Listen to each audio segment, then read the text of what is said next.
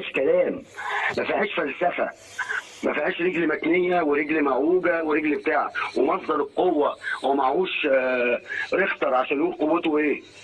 ممكن اتني رجلي واختار له قطبه رجله وانا داخل اعمل زحلقه بقوه جسمي، بس انا تاني رجلي ما تفرق كتير السرعه بتاعت جسمي وتقل جسمي، وانا تاني رجلي ممكن اختار لك رجلك. فالقصه كلها انا مستغرب الفلسفه. الفلسفه لا استنى، انت رايح فين؟ ده انا لسه جايب لك الحلقه بتاعت كوكا، وبعدين عايز تعليقاتكم. يعني انا عايز التعليقات بتاعتكم اشوفها، واشوف يمكن انا مش شايف حاجه توروهاني، يمكن انا غلطان.